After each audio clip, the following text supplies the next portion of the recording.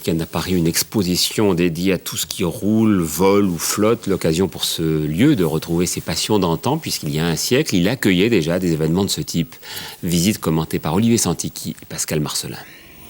Le Grand Palais 1908. En grande pompe, on inaugure le premier salon de la locomotion aérienne. Et le Grand Palais aujourd'hui. Toujours des avions, comme cette cacahuète qui ne pèse que quelques grammes, mais aussi des vélos, des ballons, des maquettes de bateaux et des motocars. C'est presque un jouet. Cette Rollera pèse 80 kg. 3 vitesses avant et la marche arrière. L'exposition Passion Transport, c'est tout ce qui vole, qui navigue et qui roule. De la 4 chevaux Special Police à l'EXE électrique, lesté de 300 kg de batterie. Vous avez du lithium-ion comme ce que vous avez dans votre portable, qui fait 175-180 à l'heure, qui dure 400 km. Vous avez déjà atteint ces vitesses ? Oui. Encore plus rapide, le TGV avec une cabine à disposition du public pour tout savoir de la sécurité à bord. Il y a beaucoup de simulateurs dans la nef, de sièges éjectables, d'avions légers, de Mirage et même d'Airbus A320 pour un vol virtuel entre Orly et Bordeaux. Aux commandes, Aéroport de Paris et une bande de copains. Nous avons un chirurgien dentiste, un cuisinier, un chef d'entreprise, tous des gens qui sont passionnés d'informatique et d'aéronautique. Pas si différent finalement d'un illustre pionnier. Alberto Santos Dumont, qui à bord de sa demoiselle partait défricher le ciel.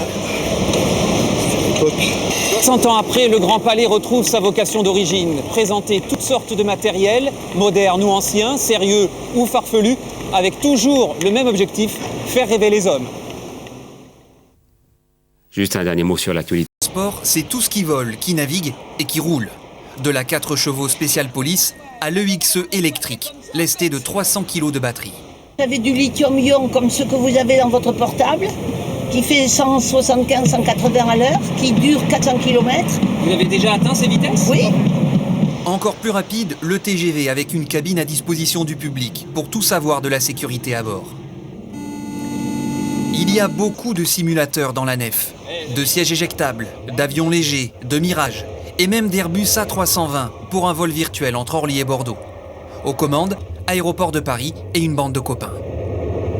Nous avons un chirurgien dentiste, un cuisinier, un chef d'entreprise, tous des gens qui sont passionnés d'informatique et d'aéronautique. Pas si différent finalement d'un illustre pionnier. Alberto Santos Dumont, qui à bord de sa demoiselle partait défricher le ciel.